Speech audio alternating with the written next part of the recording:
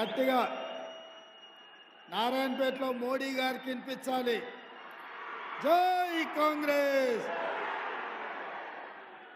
మిత్రులారా, ఈరోజు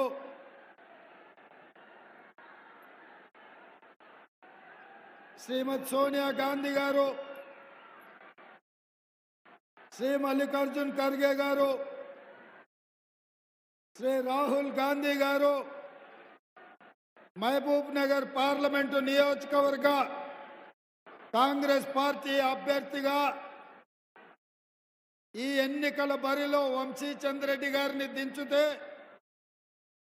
వంశీచంద్రెడ్డి గారిని గెలిపించడానికి మక్తల్ శాసనసభ నియోజకవర్గ పరిధిలో వేలాది మంది కాంగ్రెస్ పార్టీ శ్రేణులు కదిలి వచ్చి వంశీచంద్రెడ్డి గారిని ఆశీర్వదించి కాంగ్రెస్ పార్టీని గెలిపించడానికి వచ్చిన మీకందరికీ మనస్ఫూర్తిగా హృదయపూర్వకంగా ధన్యవాదాలు, కృతజ్ఞతలు తెలియజేస్తున్న మిత్రులారా, వేదిక మీదున్న కాంగ్రెస్ పార్టీ పెద్దలు, వేదిక ముందున్న కాంగ్రెస్ పార్టీ కుటుంబ సభ్యులందరూ కలిసి మీ పాలమూరు బిడ్డగా తెలంగాణ రాష్ట్రానికి ముఖ్యమంత్రి బాధ్యత చేపట్టిన తరువాత మొట్టమొదటిసారి మక్తలు శాసనసభ నియోజకవర్గానికి సాదరంగా ఆహ్వానించి అఖండమైన స్వాగతం పలికి మీరందరూ నాకు అండగా నిలబడి ఆనాడు ఎట్లయితే మహబూబ్ నగర్ నియోజకవర్గం పార్లమెంటు నియోజకవర్గ పరిధిలో 7కు 7 ఎమ్మెల్యేలను గెలిపించి ఈనాడు తెలంగాణ రాష్ట్ర ముఖ్యమంత్రిగా అవకాశం ఇచ్చిండ్రు. మళ్ళీ ఈరోజు మహబూబ్ నగర్ పార్లమెంటు కాంగ్రెస్ అభ్యర్థిగా మిత్రుడు సోదరుడు వంశీచంద్రెడ్డిని గెలిపించడానికి విచ్చేసినందుకు కాంగ్రెస్ పార్టీ పక్షాన మీ అందరికీ, ఈ ప్రాంత రైతాంగానికి, విద్యార్థులకు, నిరుద్యోగ యువకులకు, దళితులకు, గిరిజనులకు, బలహీన వర్గాలకు, మైనారిటీలకు, మహిళలకు, మా ముదిరా సోదరులందరికీ కూడా హృదయపూర్వకంగా అభినందనలు తెలియజేస్తున్నా. మిత్రులారా, ఇవాళ మీకందరికీ తెలుసు ఈ ఎన్నికలు ఎవరి మధ్యలో జరుగుతున్నాయో. ఈ ఎన్నికల్లో 70 సంవత్సరాల తర్వాత వెనుకబడిన, వలసలు పోతున్నా, ఆత్మహత్యలు చేసుకుంటున్నా, దాదాపుగా కృష్ణానది జలాలు 52% మొత్తానికి తెలంగాణలో కృష్ణానది జలాల ప్రవాహం 68% ఉంటే అందులో 52% మన జిల్లా నుంచి, మన ప్రాంతం నుంచే నీళ్లు వస్తాయి. కానీ 70 ఏండ్లైనా మన ప్రాజెక్టులు పూర్తి కాలే, మనకు నీళ్లు రాలే. కనీసం నీళ్లు తాగాలన్నా కళ్ళ ముందు నుంచి బిరబిరా కృష్ణమ్మ తరలిపోతుంటే కన్నీళ్లు పెట్టుకొని చూసే పరిస్థితి ఈనాడు మన ప్రాంతానికి దాపురించింది. దీనికి కారణం ఆనాడు ఉమ్మడి రాష్ట్రంలో సమైక్య పాలనలో ఆంధ్ర ప్రాంతానికి సంబంధించిన ప్రజాప్రతినిధులు అని తెలంగాణ ఉద్యమంలో మనం నిందించినాం. నేను ఇవాళ ఈ పాలమూరు రైతాంగాన్ని, ఈ జిల్లా యువకులను ఆలోచన చేయమని అడుగుతున్నా. 10 సంవత్సరాలు వచ్చిన తెలంగాణ రాష్ట్రంలో చంద్రశేఖరరావు ముఖ్యమంత్రిగా ఎందుకు మన కల్వకుర్తి ఎత్తిపోతల పూర్తి చేయలే? మన జూరాల నీటి నిల్వ సామర్థ్యాన్ని పెంచలే? అదే విధంగా భీమా, నెట్టంపాడు, కోయిల్ సాగర్, సంగంబండ మక్తల్, నారాయణపేట్, కొడంగల్ ఎత్తిపోతల పథకాలను పూర్తి చేయాలని, నిధులు కేటాయించాలని చంద్రశేఖరరావు ఎందుకు ఆలోచన చేయలే? పాలమూరు రంగారెడ్డి ఎత్తిపోతల పథకాన్ని ఆయన ధన దాహానికి వేల కోట్ల దోపిడీకి ఉపయోగించుకున్నాడు తప్ప ఎడారిగా ఉన్న మన పాలమూరుకు నీళ్ళు ఇయ్యాలన్న ఆలోచన చేయలే.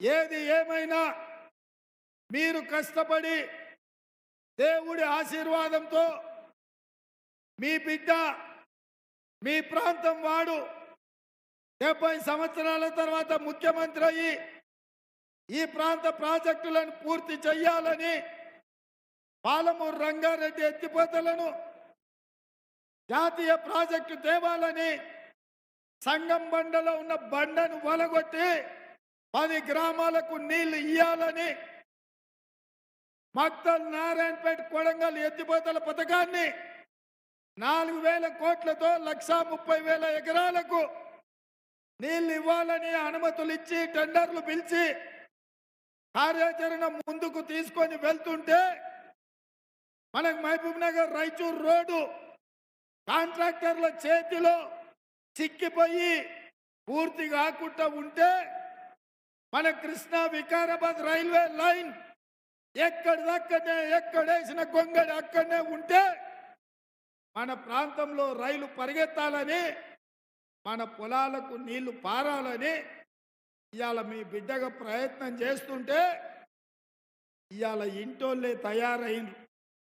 ఢిల్లీ సుల్తాన్లకు బానిసలుగా మారి పొట్లో కత్తి పెట్టుకొని పాలమూరు బిడ్డను అంతమొందిస్తేనే వాళ్ళ రాజ్యం నడుస్తుంది, వాళ్ళ పబ్బం గడుస్తుంది అని ఇవాళ ఈ ప్రాంతం వాళ్ళే తయారైండ్రు.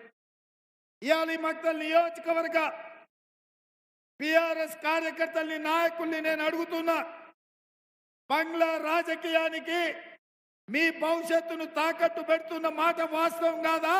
మీ మాజీ శాసన సభ్యుడు ఇవాళ బీఆర్ఎస్ ను మోసం చేసి బీజేపీకి ఓట్లేయమని చెప్తున్న మాట వాస్తవం కాదా? ఇవాళ అందుకే నమ్మించి మోసం చేసి బంగ్లా కుట్రల కుతంత్రాలతో ఈ మక్తల్ ప్రాంతంలో పూర్తి చేయాల్సిన మక్తల్, నారాయణపేట, కొడంగల్ ఎత్తిపోతల పథకమే కాదు, మా జలంధర్ నాకు చిట్టిచ్చిండు. 32 గ్రామాలకు రోడ్లు లేవు, మేము వంశీచంద్ర రెడ్డిని గెలిపిస్తాము, 32 గ్రామాలకు మీరు రోడ్లు ఇయ్యాలి అని. మా శ్రీహరి చెప్పిండు, మాకు డిగ్రీ కాలేజ్ లేదు, మా మున్సిపల్ కోర్టు లేదు.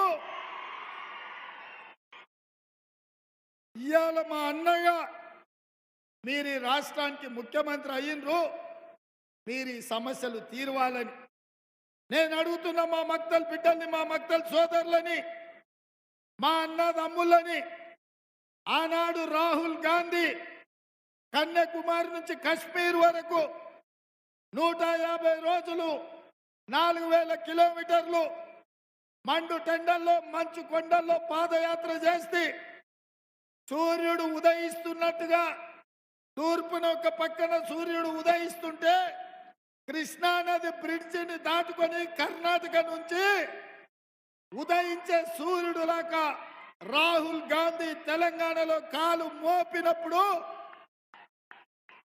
ఆ ఎల్ల మీ నాయకుడు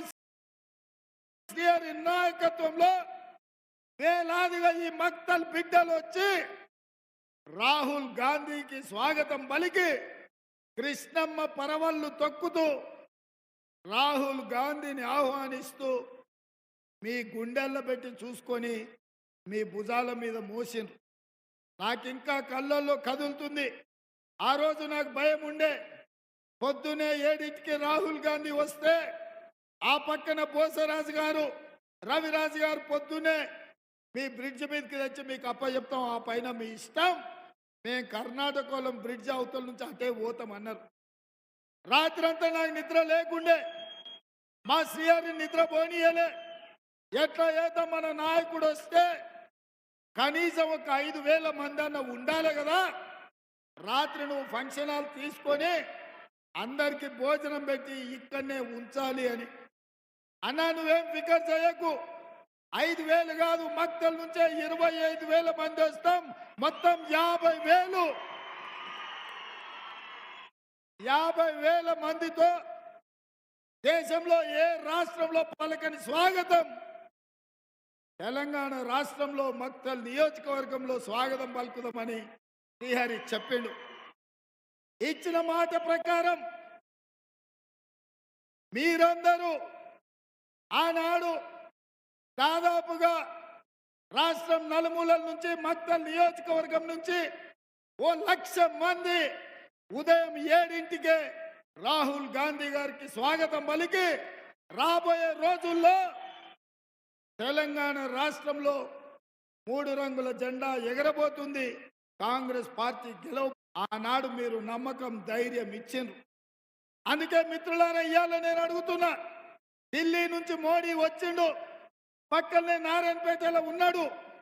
మోడీ మన మీద దండయాత్ర చేసి ఉండొచ్చు, కానీ మన ఇంటి వాళ్ళే, మన ఇంటి దొంగలే ఇవాళ పొట్లో కత్తి పెట్టుకొని తిరుగుతూ 70 ఏళ్ల తర్వాత మన పాలమూరు బిడ్డకు అవకాశం వస్తే జెండాలకు ఎజెండాలకు అతీతంగా, రాజకీయాలకు అతీతంగా ఈ జిల్లాను అభివృద్ధి చేసుకోవడానికి ఏకం కావాల్సిన సందర్భంలో ఎట్లయినా పడగొట్టాలి, కాంగ్రెస్ను ఓడగొట్టాలి అని డీకే అర్ణమ్మ ఢిల్లీ సుల్తాన్ల పంచన చేరింది. ఇవాళ కాంగ్రెస్ను ఓడగొట్టాలని చూస్తుంది. మిత్రులారా నేను అడుగుతున్నా, అర్ణమ్మ ఒక్కసారి నువ్వు ఎంపీ కాకపోతే తెలంగాణకు వచ్చే నష్టం లేదు, పాలమూరుకు వచ్చే కష్టం లేదు. కానీ ఇవాళ అనుకోని తప్పిదం ఈ పార్లమెంటు నుంచి జరిగితే ఈ ప్రాజెక్టులన్నీ ఎక్కడివక్కడ ఆగిపోతాయి. పాలమూరు రంగారెడ్డి ఎత్తిపోతలకు జాతీయ ప్రాజెక్టు రాదు, మక్తల్ నారాయణపేట కొడంగల్ ఎత్తిపోతల పథకం పూర్తి కాదు, కృష్ణా వికారాబాద్ రైల్వే లైన్ మనకు రైలు రాదు, సంగమండ అక్కడనే ఉంటుంది, కోయిల్ సాగర్ ఇక్కడనే ఉంటుంది. భీమా ప్రాజెక్టు భవిష్యత్తు గందరగోళంలో పడుతుంది. అందుకే ఇవాళ మీకందరికి విజ్ఞప్తి చేస్తున్నా, ఇవాళ జాతీయ స్థాయిలో మా మాదిగ సోదరుల యొక్క ఏబిసిడి వర్గీకరణ సమస్య ఉన్నది. సుప్రీంకోర్టులో పార్లమెంటులో పరిష్కరించాల్సిన అవసరం ఉన్నది. ఇదే కాదు, మా ముదిరాజు బిడ్డలు ఎంతో కాలం నుంచి బీసీడీ నుంచి బీసీఏలోకి మార్చండి అని అడుగుతున్నారు. ఇవాళ సమస్యను పరిష్కరించాలి అంటే సుప్రీంకోర్టులో కొట్లాడాలి. మీ 32 గ్రామాలకు రోడ్లు కావాలన్నా, మీ మున్సిపల్ కోర్టు పూర్తి కావాలన్నా, మీ డిగ్రీ కాలేజీ రావాలన్నా, మాదిగా ఉపకులాల ఏబిసిడి వర్గీకరణ జరగాలన్నా, ముదిరాజ్ సోదరులు ఏ కేటగిరీలోకి రావాలన్నా, మా వాల్మీకి బోయలు ఎస్టీ జాబితాలో చేరాలన్నా పార్లమెంటులో మీకు కొట్లాడేవాడు కావాలి, మీ తరఫున ప్రశ్నించే గొంతుగా ఉండాలి, మీకోసం కష్టపడి మీ బిడ్డగా పనిచేస్తోడు ఢిల్లీలో ఉండాలి. అందుకే ఇవాళ మీ బిడ్డగా, మీ సోదరుడిగా ఈ రాష్ట్రానికి ముఖ్యమంత్రిగా ఉన్న పాలమూరు జిల్లాను సస్యశ్యామలం చేసి అభివృద్ధి చేసే బాధ్యత నేను తీసుకుంటా. నాకు ఢిల్లీలో చేదోడుగా వాదోడుగా మీ సమస్యల పరిష్కారానికి పనిచేసే యువకుడిగా మిత్రుడు వంశీచంద్రెడ్డి ఢిల్లీలో ఉండాలి. ఇవాళ ఎంపీ పదవి కోసం కాదు, వంశీ ఢిల్లీలో టీడబ్ల్యూసీ మెంబర్ అవసరం అనుకుంటే ఒక్క సంతకంతో రాజ్యసభకైనా పంపించే శక్తి ఇవాళ మీ బిడ్డగా నాకుంది. కానీ ఈ ప్రాంత ప్రజల చేత ఎన్నికై ఢిల్లీకి పోతే ఈ ప్రాంత సమస్యల మీద కొట్లాడతాడు, ఈ ప్రాంత సమస్యల్ని పరిష్కరిస్తాడు, ఈ ప్రాంత సమస్యల్ని నా దృష్టికి తీసుకొస్తాడు. మీ తరపున మీ వాడుగా మీకోసం పనిచేస్తాడు. కానీ అదే అర్ణమ్మ 10 ఏళ్ల నుంచి నరేంద్ర మోడీ ఉన్నాడు, 5 ఏళ్ల నుంచి పాలమూరు రంగారెడ్డి ఎత్తిపోతలకు జాతీయ ప్రాజెక్టు తేలే, ఆమె మాత్రం జాతీయ ఉపాధ్యక్షురాలు పదవి తెచ్చుకున్నది. మనకేమన్నా తెచ్చిందా? మనకేమన్నా ఇచ్చిందా అర్ణమ్మ? కాంట్రాక్ట్లు వాళ్ళే తెచ్చుకున్నారు, రాజకీయ పదవులు వాళ్ళే తెచ్చుకున్నారు. అర్ణమ్మ గెలిస్తే బంగ్లోలకు లాభం అవుతుంది, మళ్ళీ మాజీ ఎమ్మెల్యే ఇసుక దందాలు చేస్తాడు, మీ మీద అక్రమ కేసులు పెడతాడు, మిమ్మల్ని జైలుకు పంపిస్తాడు. 10 ఏళ్ళు మిమ్మల్ని పిశాచిలాగా పట్టి పీడిస్తుంటే మొన్నటి ఎన్నికల్లో ఆ పిశాచాన్ని పట్టి సీసలేసి బంధించిండ్రు. మళ్ళీ అర్ణమ్మగిన ఒకవేళ ఎంపీగా గెగ్గుతే మీ మాజీ ఎమ్మెల్యే మళ్ళీ మీ ఊర్ల మీద పడతాడు, కృష్ణా వాగుల్లో దుంకుతాడు, ఈ ఇసుక దోపిడీకి పాల్పడతాడు. ఇవాళ బంగ్లాలు వేరు వేరు కాదు, బీఆర్ఎస్ బీజేపీ జెండాలు మాత్రమే వేరు. పొద్దట్పుట అటుపక్క ఇటుపక్క ఉంటారు, చీకట్లు అయితే అంత ఒక్క దగ్గరనే కలుస్తారు. అందుకే ఇవాళ కాంగ్రెస్ పార్టీ కార్యకర్తల్ని అప్రమత్తంగా అమ్మని చెప్తున్నా, ఆలోచన చేయండి అని అడుగుతున్నా. ఇవాళ మీరు ఆలోచనతోటి కాంగ్రెస్ పార్టీని గెలిపించకపోతే మన సమస్యలు పరిష్కారం అవుడే కాదు. బీజేపీ వాళ్ళ కుట్ర ఒక్కటే, బీజేపీ ఆలోచన చేసేది ఒక్కటే, 400 సీట్లు రావాలి, రాజ్యాంగాన్ని మార్చాలి, రిజర్వేషన్లు రద్దు చేయాలి. ఈడికొచ్చిన మా ఎస్సీ ఎస్టీ బీసీ మైనారిటీ సోదరులను నేను అడుగుతున్నా, మీరు బీజేపీకి వేసే ప్రతి ఓటు మీ రిజర్వేషన్ల రద్దుపై ఒక తీర్పు. అందుకే ఇవాళ రిజర్వేషన్లు బీజేపీకి ఓటేస్తే రద్దు అయిపోతాయి. ఇవాళ బీజేపీ గెలిస్తే మతాల మధ్యలో చిచ్చు పెడతాడు, మనుషుల మధ్యలో పంచాయతీ పెడతాడు. దాంతో మన అభివృద్ధి ఎక్కడికక్కడ ఆగిపోతుంది. అందుకే మిత్రులారా, ఇవాళ మన నగరం ప్రశాంతంగా ఉంది, మన నగరానికి జాతీయ అంతర్జాతీయ పెట్టుబడులు వస్తున్నాయి, మన ప్రాంతానికి పరిశ్రమలు వస్తున్నాయి, మన ప్రాంతం అభివృద్ధి చెందుతుంది. కానీ అదే బీజేపీని కోటేస్తే పొద్దున్న లేస్తే పంచాయతీలే, పొద్దున్న లేస్తే మనుషుల మధ్యలో చిచ్చు పెట్టి ఇవాళ రాష్ట్రాన్ని దెబ్బతీయాలని చూస్తున్నారు. అందుకే మిత్రులారా, ఉత్తరప్రదేశ్లో బీజేపీ ఉంది. ఎవడైనా, ఏ పెట్టుబడిదారుడైనా, ఏ పరిశ్రమైనా ఉత్తరప్రదేశ్ పోయిందా ఒక్కసారి ఆలోచన చేయండి. ఉత్తరప్రదేశ్లో నరేంద్ర మోడీ ఉన్నాడు, రాజ్నాథ్ సింగ్ ఉన్నాడు, నిర్మలా సీతారామన్ ఉన్నది, యోగి ఉన్నాడు ముఖ్యమంత్రిగా. ఇంత ఉద్దండులు ఉంటే ఉత్తరప్రదేశ్కు ఎందుకు పెట్టుబడులు పోతలేవు? ఎందుకయ్యా అంటే నిత్యం ఉత్తరప్రదేశ్లో బీజేపీలు పెట్టే పంచాయతీలు, అక్కడ వాళ్ళు చిమ్మే విషయం ఆ రాష్ట్రం సర్వనాశనమైంది. ఢిల్లీ పార్లమెంటు నుంచి నోయిడా 30 నిమిషాలలో పోవచ్చు, అక్కడ అన్నీ ఉన్నాయి. కానీ ప్రభుత్వం బీజేపీ వాళ్ళ చిత్తశుద్ధి మతం పంచాయతీలు పెడుతున్నారు కాబట్టి ఒక్క రూపాయి పోలే. కానీ అదే గుర్గాంలో లక్షల వేల కోట్ల రూపాయల పెట్టుబడులు వచ్చినాయి. ఇవాళ తెలంగాణ రాష్ట్రానికి కూడా ఒక మంచి అవకాశం వచ్చింది. 2004 నుంచి 2014 వరకు డాక్టర్ వైఎస్ రాజశేఖర రెడ్డి గారి నేతృత్వంలో ఔటర్ రింగ్ రోడ్ వచ్చింది, అంతర్జాతీయ ఎయిర్పోర్ట్ వచ్చింది, ఐటీ పరిశ్రమలు వచ్చినాయి, ఫార్మా పరిశ్రమలు వచ్చినాయి, మెట్రో రైలు వచ్చింది, కృష్ణానది జలాలు వచ్చినాయి, గోదావరి జలాలు వచ్చినాయి, వేల కోట్ల రూపాయల పెట్టుబడులు వచ్చినాయి, లక్షలాది మందికి ఉద్యోగ ఉపాధి అవకాశాలు వచ్చినాయి. ఇవాళ అందుకే ఈ రాష్ట్రంలో ఒకవేళ అప్పి తప్పి ఎవరైనా బీజేపీకి ఓటేస్తే ఈ రాష్ట్రం విధ్వంసం అవుతుంది, ఈ రాష్ట్రం పూర్తిగా 100 సంవత్సరాలు వెనక్కిపోతుంది. అందుకే తెలంగాణ సమాజాన్ని ఆలోచన చేయమంటున్నా. తెలంగాణ చదువుకున్న యువకుల్ని బయటికి రాండి, కదలండి. ఈ రోజు పెను ప్రమాదం పొంచి ఉన్నది.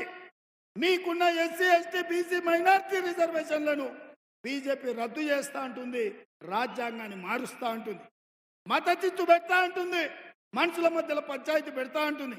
మత చిచ్చు పెట్టినా, మనుషుల మధ్యలో పంచాయతీ పెట్టినా మన రాష్ట్రానికి రావాల్సిన పెట్టుబడులు రావు. నిరుద్యోగ సమస్యతోని యువకులు ఆత్మహత్యలు చేసుకునే పరిస్థితి వస్తుంది.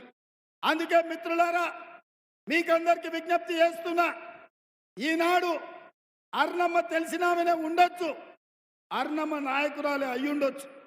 నేను అడుగుతున్న మా కార్యకర్తల్ని, అర్ణమని జడ్పీటీసీ చేసింది మన కాంగ్రెస్ కార్యకర్తలు కాదా? కాదావునా? మనమే కదా జడ్పీటీసీ చేసింది, ఎమ్మెల్యేని చేసింది మనమే కదా, మంత్రిని చేసింది మనమే కదా. కాంగ్రెస్ ఆమె కన్నిచ్చింది, ఆమె మాత్రం ఇవాళ కాంగ్రెస్ను చంపుతా అని బయలుదేరింది. రేవంత్ రెడ్డిని ఓడగొడతా అంటుంది. ఏం పంచాయతీ అమ్మా ఆమెతో నాకు? రేవంత్ రెడ్డి పగబట్టిండు నా మీద అంటుంది. నేనెందుకు పగబట్టినమ్మా? అన్నిచ్చిన కాంగ్రెస్ను ఓడగొట్టాలని నువ్వు పగబట్టినవు.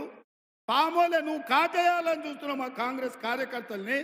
ఎన్ఎస్యూ అధ్యక్షుడిగా, యూత్ కాంగ్రెస్ అధ్యక్షుడిగా, ఎమ్మెల్యేగా, సిడబ్ల్యూసి మెంబర్గా, జాతీయ కార్యదర్శిగా వంశీచంద్ర రెడ్డి 3 రంగుల జెండా మోసి యుక్త వయసును మొత్తాన్ని పార్టీకి దారపోసి పనిచేసిండు. ఇవాళ యువకుని వంశీచంద్ర రెడ్డిని గెలిపించాల్సిన బాధ్యత నాది కాదా? పిసిసి అధ్యక్షుడిగా, ఈ రాష్ట్ర ముఖ్యమంత్రిగా ఒక కాంగ్రెస్ పార్టీ కార్యకర్తను ఇవాళ పార్లమెంటుకు పంపిస్తే కాంగ్రెస్ గౌరవం పెరుగుతుంది కదా. ఇదే కదా నా తాపత్రయము. బంగ్లా రాజకీయాలను, బంగ్లా చీకటి ఒప్పందాలను ఛేదించాలని ఇవాళ నేను ప్రయత్నం చేస్తున్నా. అందుకే మిత్రులారా, ఇవాళ వేలాదిగా తరలి వచ్చిన మా మక్తల్ నియోజకవర్గ ప్రజలు నా విజ్ఞప్తి ఒక్కటే.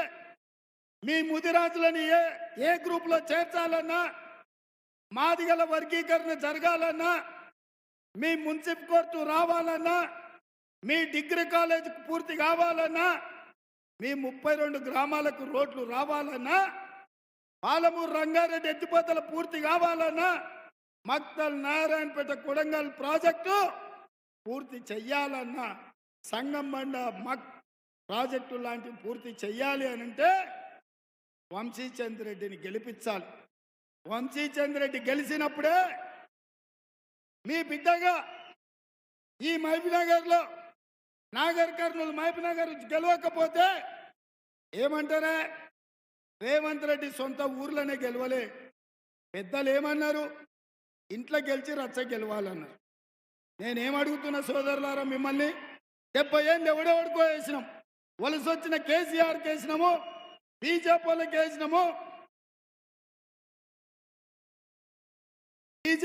వేసినాము, ఎవడెవడికో ఓటు వేసినాం. ఇన్నిసార్లు మందికి వేసినాం. ఈసారి మనం వేసుకుందామని నేను అడుగుతున్నా.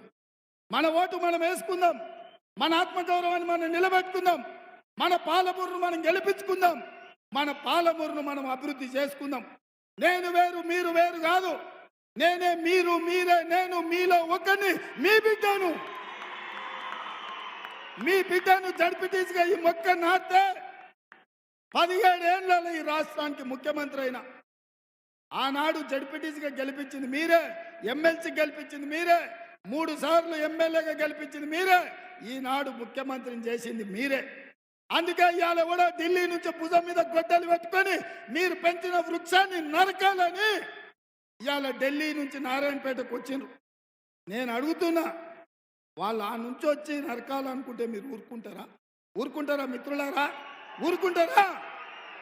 మన కళ్ళ ముందల, మన ఇంటి ముందల పెంచుకున్న మన వృక్షాన్ని, మనకు నీడనిచ్చే వృక్షాన్ని దారిన పోయేటోడు దానే ఎవడో పునాదులకు నరుకుతా అంటే మనం ఊరుకుంటామా? ఊరుకోడు ఉంటాడు, చీడ పురుగు ఊరిని ఖరాబ్ చేసేటోడు ఉంటాడు. అట్లనే అర్ణమ్మ కూడా ఈ జిల్లాలో, పాలమూరు జిల్లా ఒక తులసివనం అయితే గంజాయి మొక్కలాగా అర్ణమ్మలు ఎప్పుడు ఉంటారు.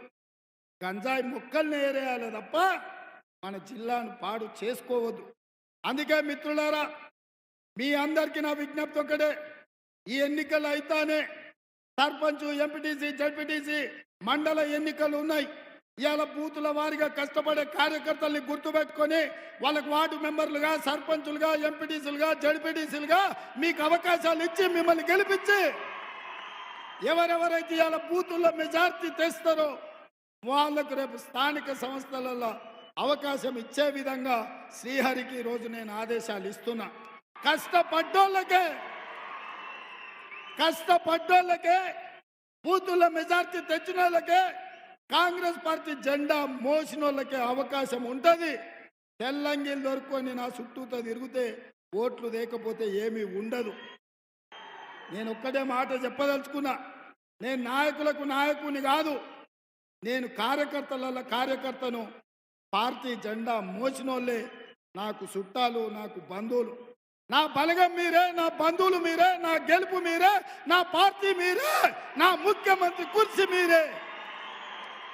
మీకోసం, ఈ జిల్లా అభివృద్ధి కోసం ఆఖరి రక్తపు బట్టు వరకు, చివరి శ్వాస వరకు నేను పనిచేస్తా. మిత్రులారా, మనల్ని మనం గెలిపించుకుందాం, మన పార్టీని ముందుకు నడిపించుకుందాం. మీ అందరికీ ఇంత సమయం ఉండి, ఇంత ఓపిక ఎండ ఉన్నా, అక్కడి నుంచి మోడీ వచ్చిండని పిలిచిన నారాయణపేట దిక్కు కన్ను కూడా చూడకుండా వేలాదిగా ఇక్కడికి వచ్చినందుకు మిమ్మల్ని అందరినీ మనస్ఫూర్తిగా ధన్యవాదాలు తెలియజేస్తున్నా. మా మీడియా మిత్రులకు చెప్తున్నా, మోడీ గారు సభ తీయండి, మా వీడియో తీయండి, చూపించండి. తెలంగాణ సమాజానికి, ఈ దేశానికి చూపించండి మా మక్తల్ బిడ్డల పౌరుషం. మాట అంటే మాట, మాట ఇస్తే తల తెగి కింద పడిన మాట నిలబెట్టుకునే మా మక్తల్ పౌరుషాన్ని ఈ దేశానికి చూపించండి. కాంగ్రెస్ పార్టీని గెలిపించండి. వంశీచందర్ రెడ్డికి 1,00,000 మెజారిటీ ఇవ్వాలి. సిద్ధమేనా? సిద్ధమేనా? సిద్ధమేనా? సిద్ధమేనా? సిద్ధమేనా? సిద్ధమేనా? సిద్ధమన్న వాళ్ళందరూ జై పైకెత్తాలి. జై కాంగ్రెస్, జై కాంగ్రెస్. నేను 1,00,000 అంటే మీరు పక్కా అనాలి. ఓకేనా? Ready ready ready. 1,00,000 1,00,000 1,00,000 1,00,000 1,00,000 1,00,000 1,00,000 1,00,000 1,00,000 1,00,000 1,00,000. జై కాంగ్రెస్, జై కాంగ్రెస్.